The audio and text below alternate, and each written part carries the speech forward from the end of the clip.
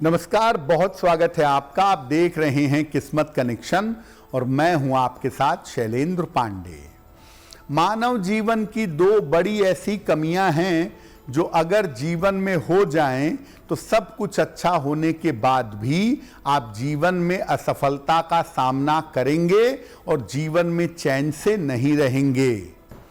एक कमी है ईर्ष्या और दूसरी कमी है अहंकार। ईर्ष्या और अहंकार का कारण क्या है और इसका निवारण क्या है, इस विषय पर बात करेंगे। हम आपको आज बता रहे हैं कि मनुष्य के जीवन की दो बड़ी कमियां कौन सी हैं जो उसे जीवन में आगे नहीं बढ़ने देती। पहली चीज है ईर्ष्या और दूसरी चीज है अहंकार। सबसे पहले ईर्ष्या की बात करते हैं। कब किसी व्यक्ति के मन में दूसरे को देख करके जलन की भावना यानी ईर्ष्या का जन्म होता है।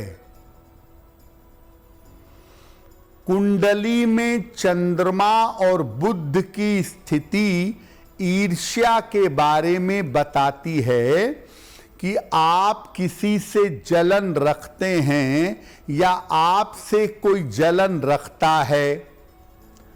इसके अलावा कुंडली के चतुर्थ और सप्तम भाव से भी ईर्ष्या का संबंध होता है। चतुर्थ भाव और चतुर्थ से चतुर्थ भाव आपकी सोच को बताता है, इसलिए ये भाव आपके मन में ईर्ष्या पैदा करते हैं। चंद्रमा अगर दूषित है तो जीवन में ईर्ष्या का जन्म होता है। और जब आप किसी से जलन रखते हैं, जब आप किसी से ईर्ष्या करते हैं तो ये ईर्ष्या खुद को नुकसान पहुंचाती है।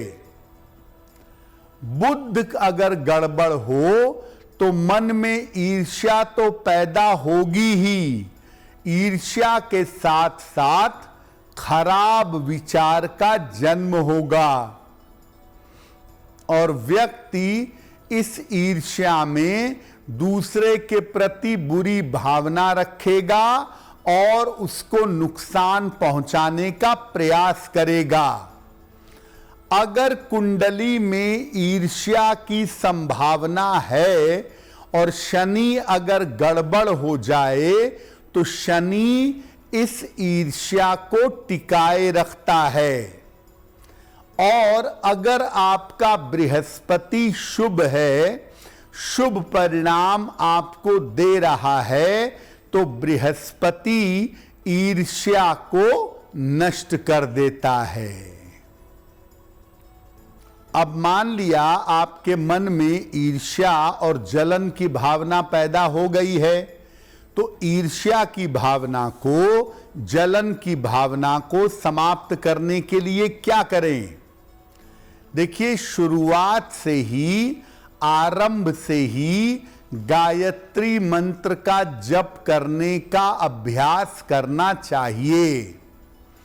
आरंभ से ही गायत्री मंत्र जपेंगे तो आपका मन शुद्ध होगा, मन में ईर्ष्या और जलन की भावना नहीं आएगी। आपका खान पान कैसा है, इस आहार पर आपको विशेष ध्यान देना चाहिए। एक सोने का या पीतल का छल्ला तर्जनी उंगली में, इंडेक्स फिंगर में धारण करिए। पीपल के वृक्ष में नियमित रूप से जल डालिए और पीपल के नीचे नियमित रूप से बैठने का प्रयास करिए। अगर आप ये उपाय नियमित रूप से करें और अपने अंदर से, अपने मन से अगर आप नियमित रूप से प्रयास करें तो आपकी ईर्ष्या नष्ट हो जाएगी। अगर आप मुझसे जुड़ करके अपनी समस्याओं का समाधान चाहते हैं और चाहते हैं कि आपकी समस्याओं को ज्योतिष के माध्यम से सुलझाया जाए, तो आप हमसे संपर्क कर सकते हैं, जुड़ सकते हैं एस्ट्रो तक पर।